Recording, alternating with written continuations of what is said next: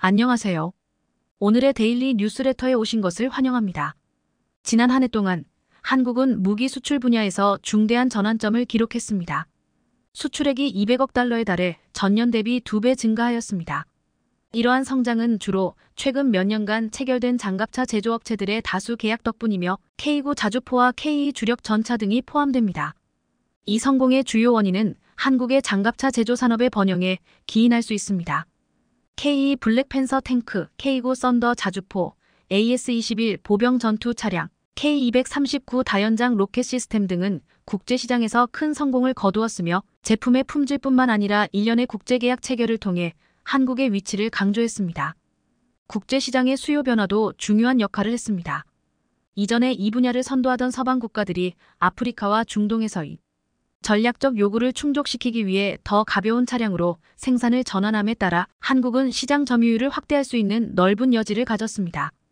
또한 국제적 긴장 상황과 갈등, 방위 수요의 증가라는 배경 속에서 K2와 K9 같은 한국의 제품들은 자신들의 가치와 경쟁력을 입증하며 한국이 방위 수출 시장에서 확고한 위치를 확립하는 데 도움을 주었습니다.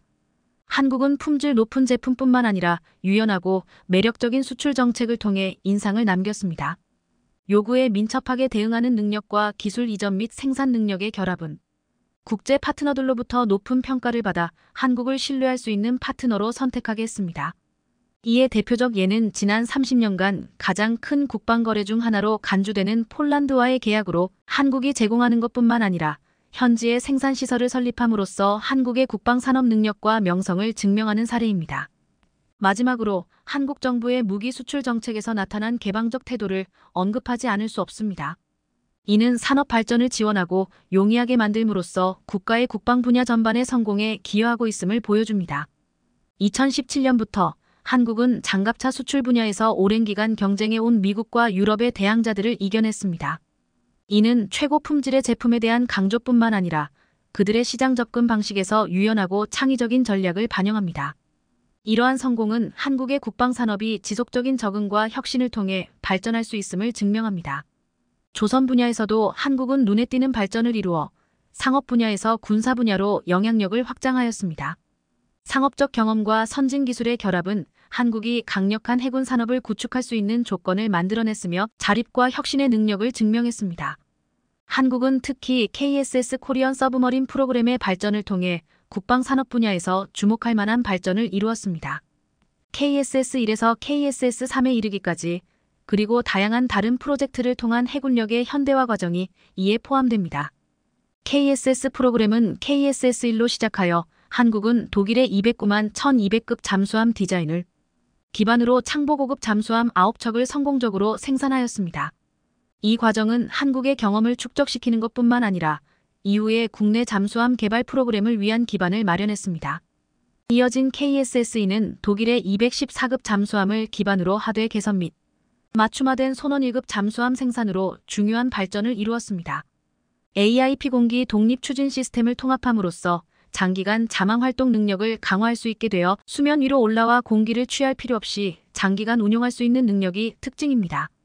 마침내 KSS-3은 한국이 도산 안창호급 잠수함을 자체 설계 및 제조함으로써 기술 독립성을 증명하는 돌파구이다. 이 잠수함은 고급 AIP 기술을 사용할 뿐만 아니라 미사일을 수직 발사할 수 있는 시스템을 갖추고 있어 군사작전에서의 전투 능력과 유연성을 향상시킨다. KSS 프로그램 외에도 한국은 KDDX 구축함, FFD 프리깃, PCC 순찰함과 같은 여러 다른 프로그램에도 투자를 대폭 늘려 해군력의 현대화를 추진하고 있다.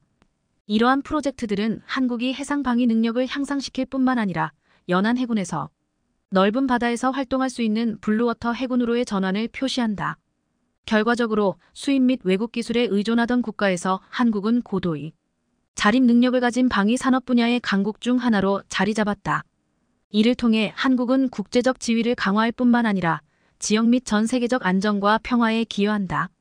우리는 현재 프랑스, 이탈리아, 독일 해군의 총합보다 더 많은 현대적인 전투함과 잠수함을 보유하고 있다. 우리는 KSS-3, 세종대왕급 이지스 구축함, 충무공 이순신급 호위함, 포항급 순찰함, 독도급 상륙함과 같은 선진적인 전투함을 보유하고 있다. 한국의 목표는 K 블랙팬서와 K9 선더 자주포와 같은 방위산업 회사들이 장갑 차량 및 자주포 분야에서 세계 시장에서 달성한 성공을 군함건조 산업으로 재현하는 것이다.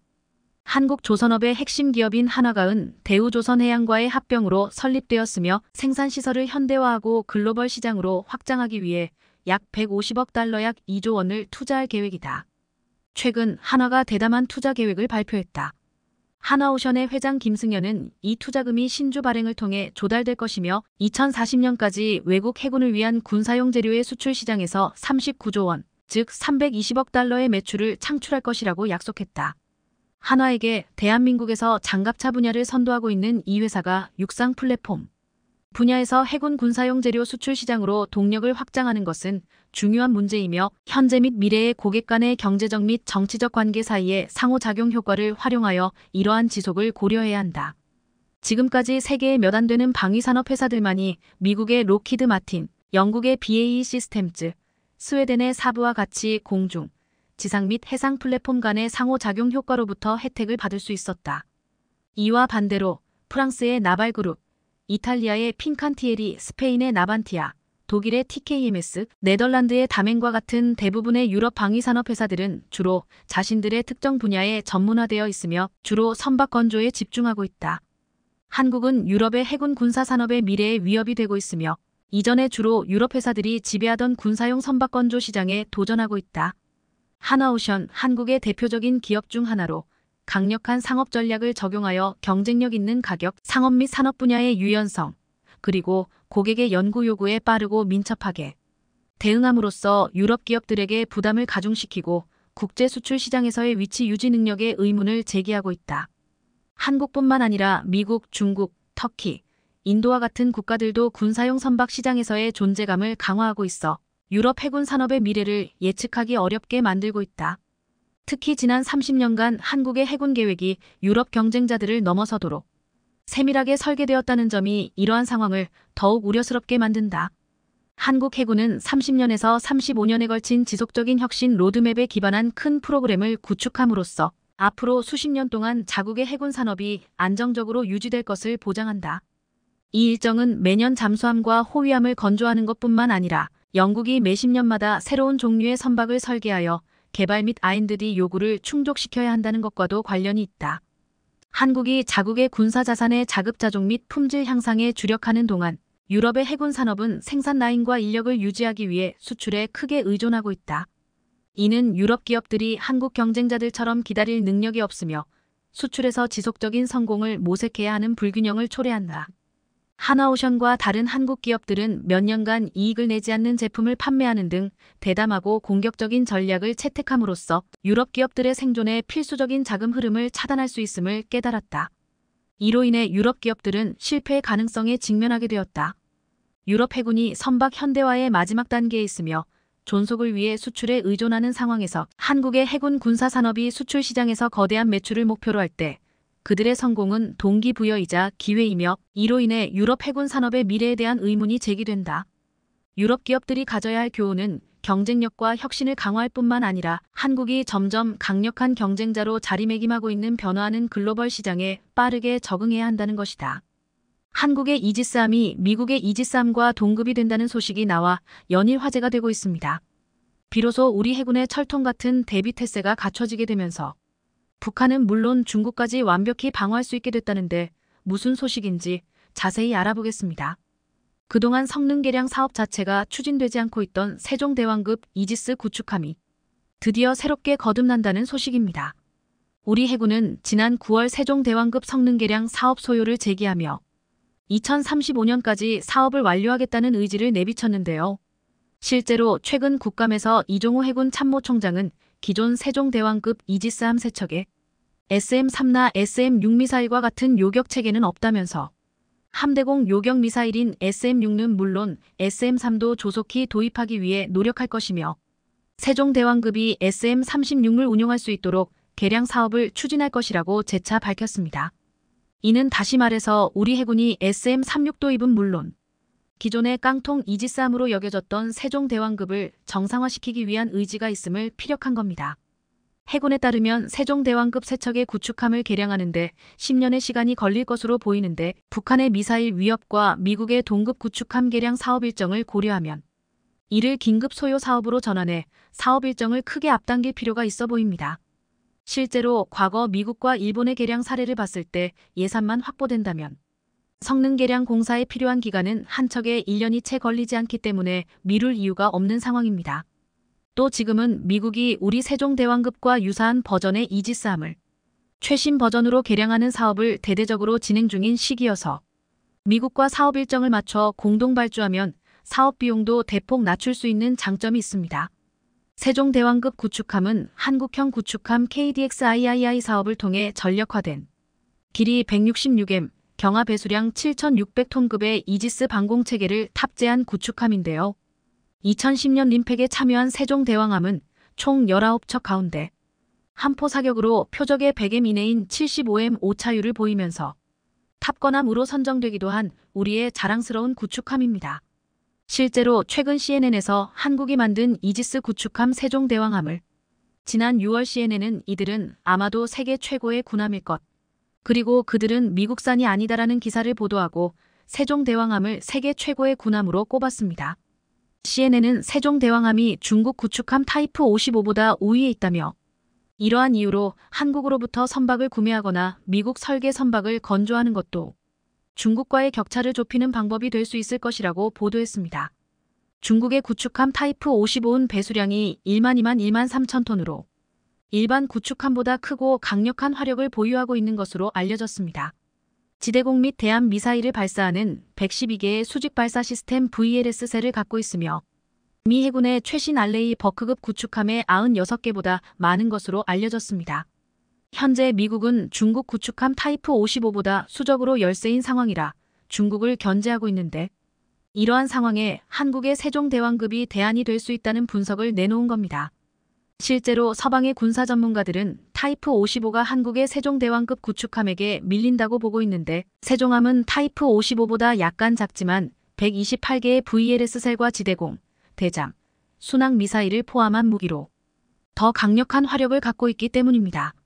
실제로 세종함은 우리 해군 함대의 자랑으로 이 함정 하나로 우리 해군은 대공, 대함, 대잠수함, 대함 등 여러 동시 상황에 대처하고 탄도미사일로부터도 방어할 수 있습니다. 그런데 사실 세종대왕급은 그동안 몇 가지 요격 체계와 관련해 논란이 있기도 했는데요. 실제로 정조대왕급 구축함은 SM-3 운용이 가능하지만 세종대왕급 구축함에 SM-3를 탑재하기 위해서는 소프트웨어와 하드웨어적 개량이 필요하며 이를 위해 척당 최소 5천만 달러가 투입돼야 합니다. 이는 사실 그동안 중국 등 우리의 미사일 방어체계에 민감하게 반응하는 주변국을 자극하지 않기 위해서 사실 그르면 물국체계 판출하는 외교적 마찰을 줄이기 위해 신경을 썼던 부분이었습니다. 그것도 그럴 것이 이 문제에 대해 우리 해군이 조금만 언급해도 예전부터 중국은 분노를 숨기지 않고 폭발하며 유독 예민한 반응을 보이며 신경전을 펼쳤습니다. 과거 사드, 도입 논란에서 강하게 반발했던 중국의 움직임을 볼 때 한국이 세종대왕급의 SM-3를 운용한다고 하더라도 중국에서 들고 일어날 가능성이 매우 높기 때문입니다. 실제로 2016년 우리 해군이 차세대 이지스 구축함에 북한의 탄도미사일을 추적해 요격할 수 있는 시스템을 장착하려 하자 중국은 이를 두고 해상사드 구축 계획이라며 맹비난하며 발작했습니다. 당시 중국 관영 매체 환구망은 한국이 차세대 이지스 구축함에 탄도미사일을 요격할 수 있는 SM-3함대공 요격미사일을 탑재하려는 건 사드 배치 결정 이후 한국의 미국경도 현상을 상징적으로 보여주는 것이라고 보도했습니다. 매체는 해양권익을 둘러싸고 일본, 중국과 대립하는 한국 해군이 역량을 강화하려 하지만 이상과 현실은 다르다면서 한국의 해상사드가 날로 악화하는 해상환경을 근본적으로 바꿀 수 없다고 깎아내렸습니다. 그러면서 세 척의 구축함이 북한의 수많은 전술미사일 공격을 막을 수도 없을 것이라며 한국이 복잡한 시스템을 제대로 조정할 능력이 있는지도 의문이라고 무지성 발언을 서슴지 않았었습니다. 그런데 이번에 우리 해군의 SM-3, SM-6 업그레이드 소식 나오면서 연일 화제가 되고 있는데요. 실제로 대한민국 해군의 이지스 구축함인 세종대왕함에 이어 후속 사업으로 정조대왕함이 필살기로 등장하면서 화상기로 중국을 벌써 벌벌 떨게 만들고 있는 주의 격리다. 심지어 정조대왕함은 미국의 이지스함과 동급이 될 것으로 보이면서 대한민국 해상의 핵심 전략 자산이 될 것으로 엄청난 기대를 받고 있는 중입니다. 이는 지난달 미 해군 7함대 소속 SM-3로 ICBM 격추에 성공한 이지스함 존 핀이 제주 해군 기지에 입항했다 출항한 사실과 무관하지 않아 보입니다.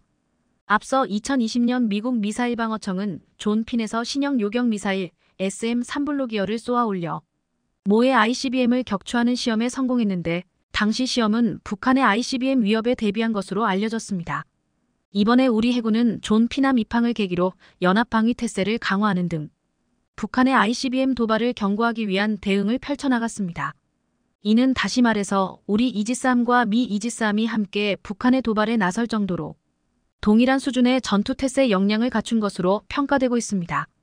실제로 세종대왕급에 이은 정조대왕급이 본격적으로 등장하게 되면 우리 이지스 구축함은 미국 이지스함과 동급 수준으로 평가될 것으로 보입니다. 지난 4월 방사청이 정조대왕급 이지스함과 한국형 차기 구축함에 탑재할 함대지 탄도미사일 사업 추진 기본 전략을 의결했기 때문인데요. 이렇게 되면 수백 km를 날아가는 함대지 탄도미사일이 실전 배치되면 서해는 물론 동해에서도 북한이 내륙에 지은 핵미사일 관련 시설과 전쟁 지도부를 겨냥한 한국군의 창이 한층 날카로워지게 될 것으로 보입니다. 북한의 미사일 요격 방어가 임무였던 이지스 구축함에 함대지 탄도 유도탄이 탑재되면 해군의 수중 킬체인이 한층 보강되는 건 물론 북한이 지대공 방공 체계를 고도화하는 상황에서 함상에서 발사되는 탄도 미사일은 순항 미사일의 단점도 보완해줄 핵심 전력이 될 것으로 기대됩니다.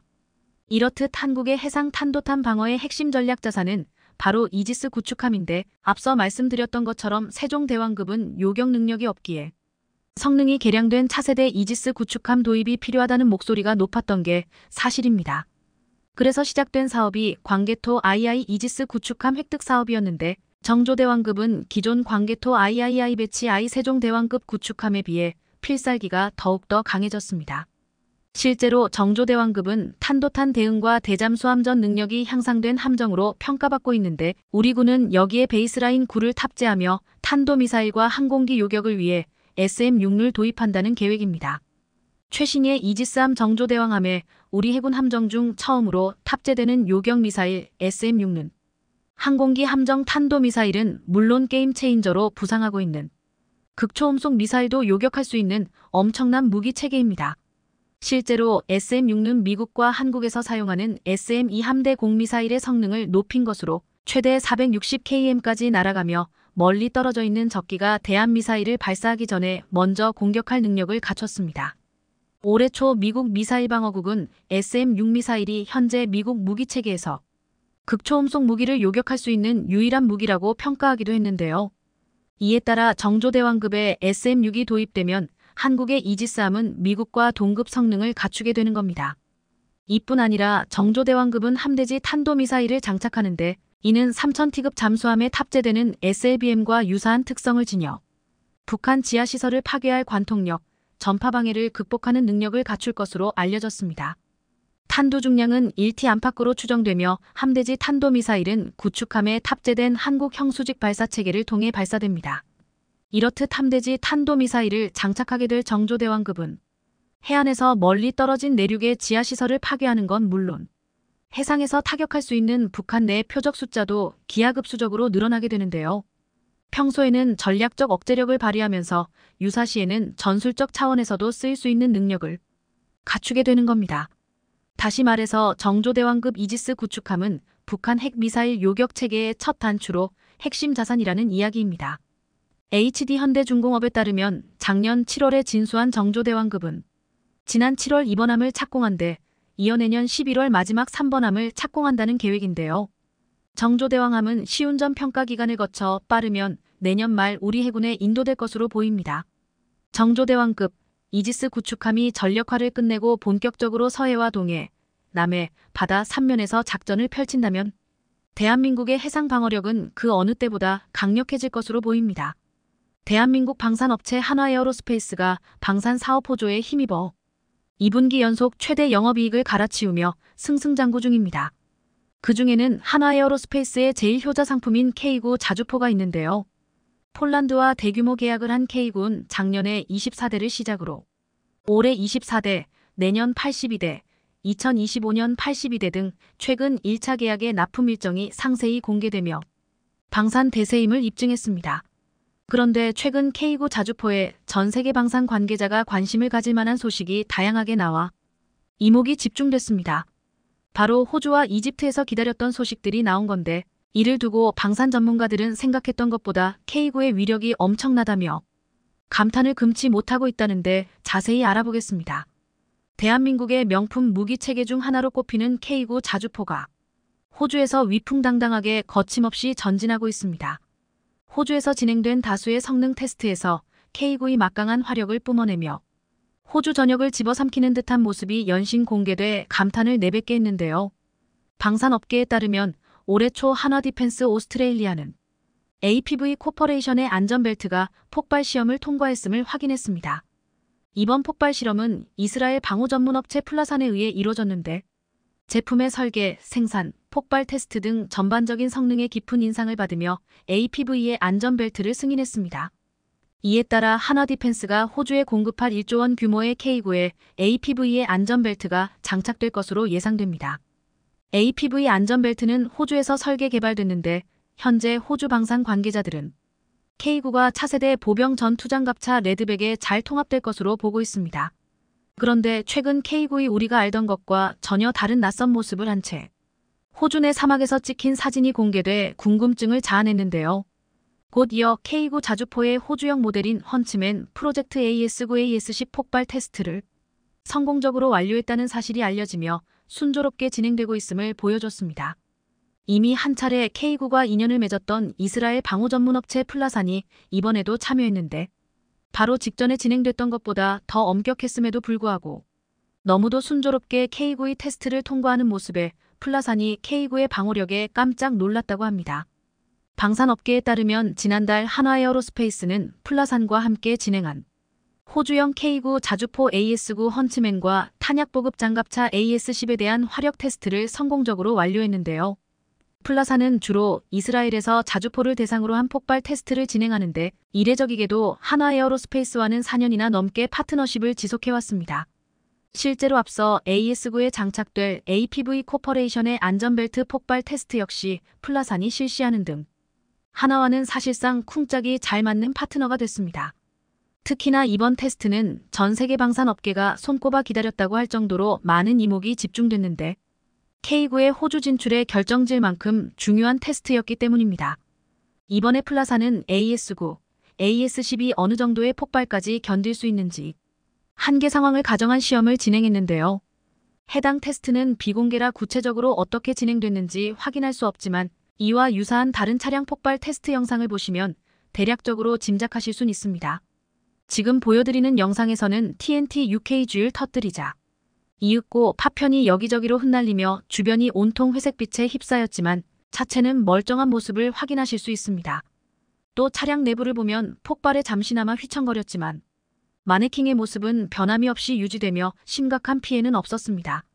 이런 점을 볼 때 AS9, AS10이 진행한 테스트 또한 이 정도 수준은 거뜬히 통과할 만한 높은 방어력과 안전성을 보였던 것으로 확인됩니다. 심지어 플라산이 진행한 이번 테스트는 영상에서 보여진 것보다 훨씬 더 높은 수준을 요구했던 것으로 알려지면서 이런 소식을 들은 방산업계 관계자들을 놀라게 만들었다고 합니다. 이런 가운데 K구를 최신 버전으로 업그레이드하기 위한 성능 개량 사업이 본격적으로 궤도에 오를 것으로 보이는데요. 방사청에 따르면 이번 달 안에 K구 A 체계 개발 기본 계획 수립을 위한 분과위원회가 열릴 예정으로 이에 따라 K구의 2단계 성능 개량 버전이 대략적으로 공개될 것으로 보입니다. K구 A는 K구 A1과 비교할 때 화력과 운용성이 대폭 강화될 전망으로 작년에 공개된 시제품에서 가장 눈에 띄는 차이점은 포탄 자동장 전장치를 채택한 것이었습니다. 덕분에 K구 A1은 최대발 사속도가 분당 6발이었으나 K구 A2는 9발까지 가능해 최대 40%의 화력 강화 효과가 있다고 합니다. 또 기존에는 포반장, 사수, 부사수, 1번 포수, 조종수 등 총 5명의 승무원이 필요했으나 K구 A2는 3명만으로 운용이 가능하다는 장점이 있습니다. 특히 K구 A2를 도입한 호주의 캐서린 레이퍼 주한대사는 성능 개량을 통해 탑승 인원이 줄어들 수 있다는 소식에 엄청난 만족감을 드러냈는데요.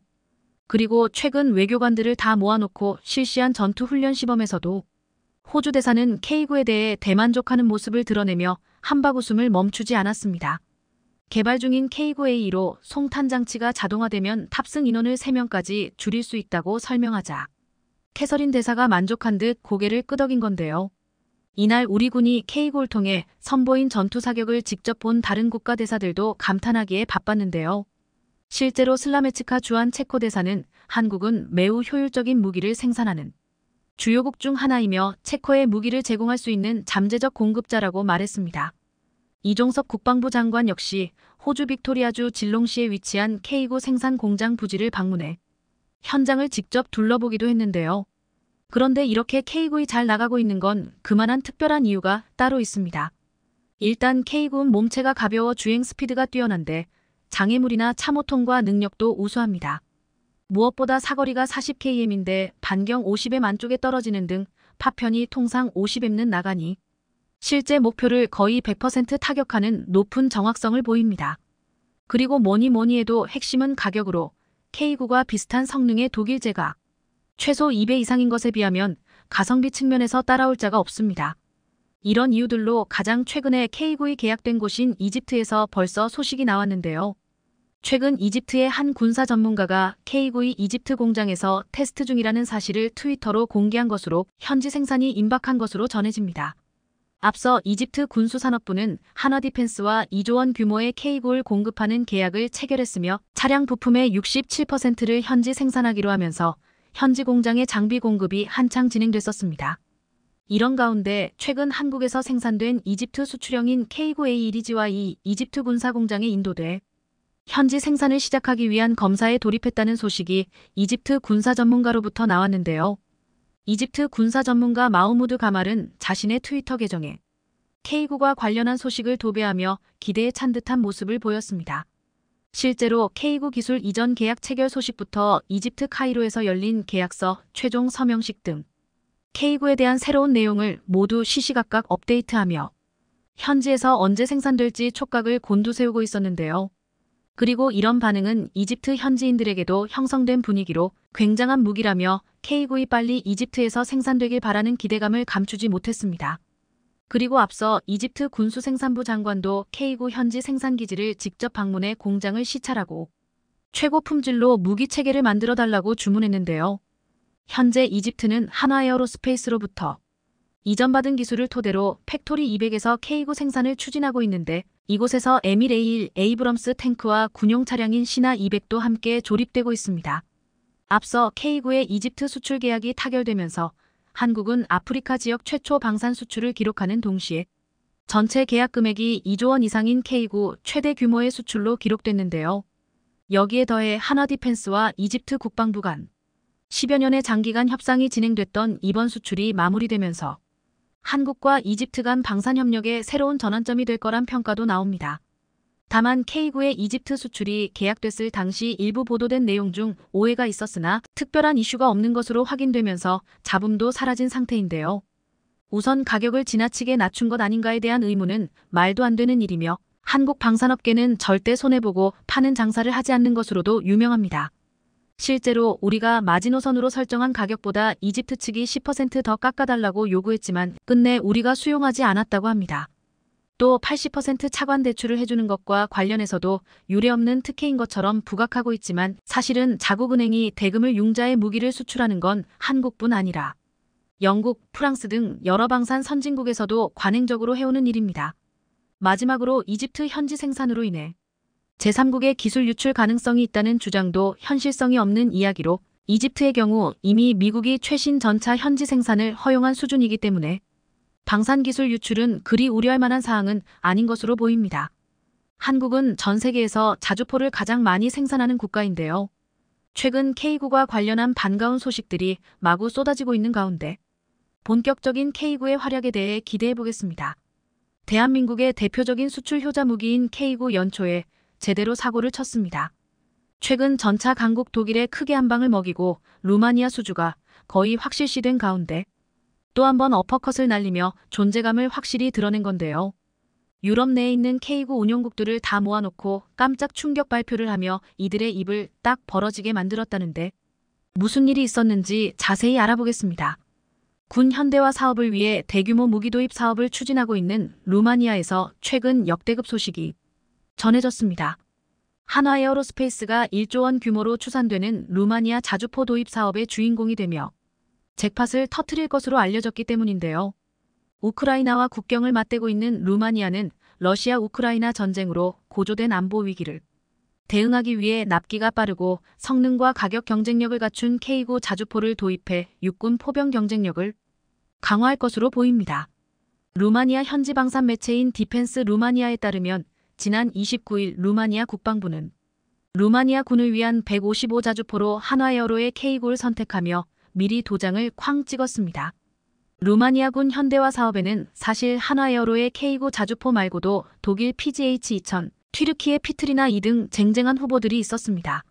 앞서 루마니아 국방부는 이들로부터 입찰 제안을 받았지만 K구를 자신들이 운용할 최적의 자주포로 보고 한화에어로를 최종 낙찰했습니다.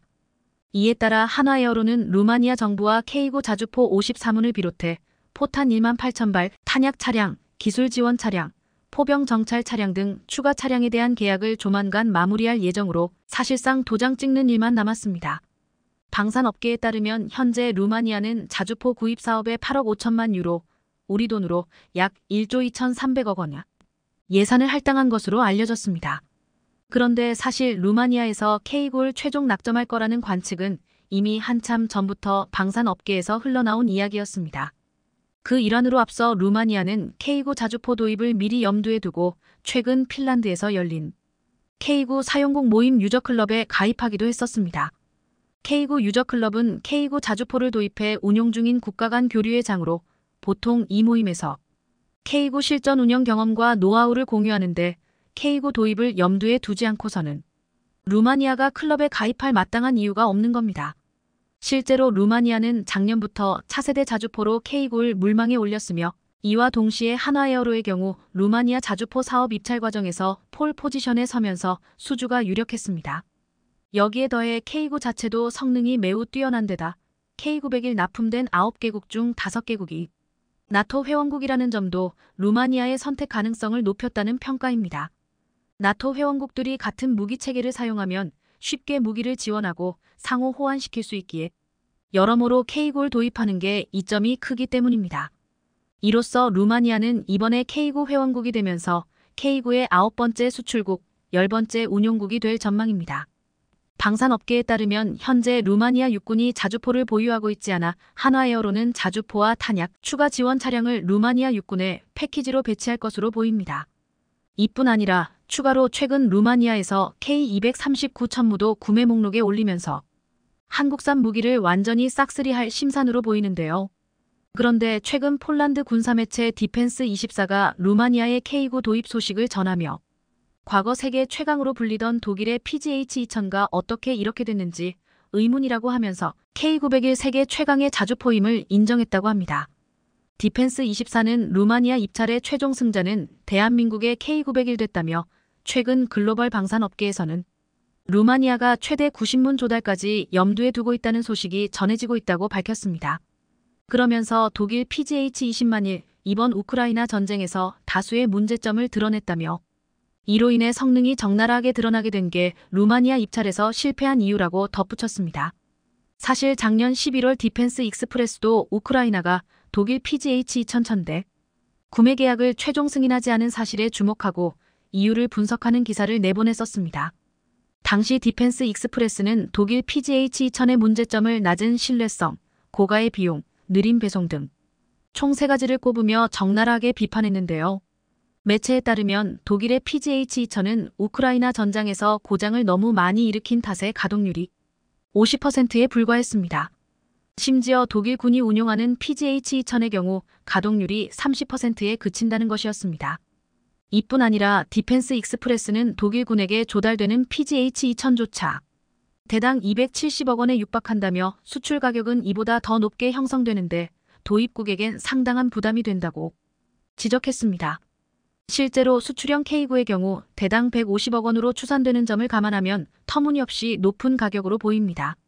매체는 독일이 PGH-2010대를 우크라이나에 인도하는 데 걸리는 시간이 대략 23년이 소요될 것으로 보인다며 늦은 납기도 독일의 경쟁력을 낮추는 데 한몫하고 있다고 평가했습니다.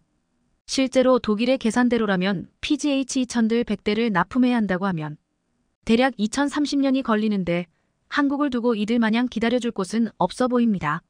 반면에 한화에어로는 1년 안에 무려 K9 240문을 생산할 수 있을 정도로 엄청난 속도를 보이는데 독일을 선택할 이유가 전혀 없는 겁니다. 이렇듯 전 세계 자주포 시장에서 K9 독일을 제치고 최강의 자리에 우뚝 선 모습을 오랫동안 볼 수 있을 것으로 예상되는데요. 그런데 최근 K9 엔진 기술을 국산 엔진으로 완전히 개발을 완료하면서 한국이 독일의 한 방을 또 먹였습니다. 과거 한국은 독일의 무기 금수 조치 때문에 K9의 UAE 진출에 좌절을 맛봐야 했는데 그때의 서력을 드디어 갚아준 겁니다. 실제로 당시 K9 엔진 기술의 60%가량이 독일산이었기에 UAE 수출을 독일이 일부러 방해하는 걸 알면서도 우리로서는 막을 다른 방법이 없었습니다. 이 일로 인해 한국은 외국산 엔진 대신 한국산 엔진을 자체 개발해야겠다고 이들 같았고 엄청난 속도로 국산 파워팩 개발에 들어가게 됐습니다. 엔진 독립 필요성을 제대로 느낀 한국은 결국 K9의 엔진 국산화에 성공하며 전 세계 방산업계를 또 한 번 놀라게 했는데요. 개발에 착수한 지 불과 3년 만에 놀라운 기술적 발전을 보이며 한국산 엔진의 모습을 공개했기 때문입니다. 더 놀라운 건 이런 역대급 개발 속도에도 중국처럼 엔진을 대충 만든 것이 아니라 성능 또한 매우 우수하다는 점입니다. 방산업계에 따르면 국산 엔진은 1000마력급 엔진을 완전히 새롭게 설계했으며 기존 독일 엔진과 1대1로 호환할 수 있는 것으로 전해집니다. 다시 말해서 기존 K9의 엔진을 교체할 때 다른 변화 없이도 독일산 엔진을 국산 엔진으로 교체하면 정비가 완료된다는 겁니다. 이제 대한민국 국방위 산업 역사에서 K901 외국산 엔진 때문에 속을 썩는 일은 발생하지 않을 것으로 보입니다. 이렇듯 독일에 크게 한 방을 먹여준 K9 엔진의 국산화 성과는 최근 산업통상자원부 주관 2023년 언드디 우수성과 10선에 선정되며 그 공로를 인정받았는데요. R&D 우수성과 10선은 대한민국 산업기술 R&D 대전을 통해 처음 시행한 R&D 영역 포상 정책으로 이번에는 6,688개 산업기술 가운데 STX 엔진 1000마력급 K9 엔진 국산화가 우수 R&D로 선정됐습니다. K9 엔진은 부품 국산화를 통해 기술적 독립을 달성하고 한국 방산 기술을 알리는 데 주요한 역할을 했다고 높은 평가를 받았는데요. 이는 한국 방산의 기술적 독립을 위한 피땀 흘린 노력의 결과로 한국 방산 경쟁력을 전 세계에 알리는 대표적인 성과이기도 합니다. 그런데 최근 대한민국이 K9 자주포 운용국들을 다 불러 모아놓고 깜짝 충격 발표를 해 발칵 뒤집어지는 일이 벌어졌다고 하는데요. 한국으로부터 K9를 구매한 국가들이 연초 핀란드 헬싱키에 모여 유저클럽 회의를 가졌는데 이 회의체에서 엄청난 공식 발표가 있었던 겁니다. 방산업계에 따르면 K9를 구매해 운용 중인 6개국의 군방산업계 관계자들이 올해 초 헬싱키에서 K9 유저 그룹 미팅을 열고 K9과 관련된 정보와 노하우를 공유하는 소통의 시간을 가졌습니다. 이 자리에는 한국을 비롯해 핀란드, 노르웨이, 에스토니아, 폴란드, 호주 등에서 50여 명의 대표단이 참석했고 미국도 옵서버로 참여했습니다. K9 무기 운용국들이 군사 정보를 공유해 군사협력 협의체 성격을 갖게 됐다는 분석이 나올 정도로 유의미한 열띤 소통이 이루어졌는데 실제로 한국 무기 수출의 교두보가 될 수 있을 거란 기대가 나옵니다. 그것도 그럴 것이 특정 무기체계 운용국이 모여 각종 정보를 공유한 건 이례적이지만 이런 국제 모임이 가능한 건 K9의 시장 영향력 때문이라는 분석입니다. 한국국방연구원에 따르면 세계에서 운용 중인 중형 자주포 16종 중 K9의 시장 점유율은 36%로 1위를 기록하고 있습니다. 그런데 이 자리에서 한국은 새로 개발 중인 K9A3 개발 계획을 설명하는 깜짝 발표를 했고 이 소식을 들은 K9 운용국들 모두 어안이 벙벙할 정도로 깜놀했다고 하는데요. 실제로 당시 방사청은 K9의 차기 개량형 모델인 K9A3의 10년간 개발 로드맵을 발표하며 좌중을 압도했습니다. K9는 K9A1과 K9A2, K9A3 등 총 3단계에 걸쳐 성능 개량 작업을 거칠 계획인데 K9 계열의 마지막 형태가 될 K9A3 등장이 머지않았다는 사실을 상기시켜준 겁니다. 방사청에 따르면 기존보다 긴 58구경장 주포를 지닌 K9A3은 사거리가 7만 100km에 달하며 분당 10발의 포탄을 발사하고 궤도는 곰으로 바뀔 것으로 보입니다. 특히나 K9A3부터는 AI 기술을 도입해 사격 통제와 자주포 운행의 완전 무인화를 이뤄낸다는 계획이라 이런 내용을 들은 K9 운용국들의 입가에 미소가 멈추지 않았다고 합니다. 이에 따라 K9A3 3대로 한 개 포대를 구성할 때 1대는 2명으로 운용하고 나머지 2대는 원격 조정으로 기동과 사격을 하는데 이렇게 되면 병력 소요 부담과 사상자 발생 위험을 대폭 낮출 수 있을 것으로 보입니다. 또한 이 자리에서 K9 제조업체인 한화에어로는 유럽에 K9 자주포의 예비부품 공급센터를 만들겠다고 밝히는 등 K9 유저클럽 회원국들의 가슴을 더욱더 설레게 만들었는데요.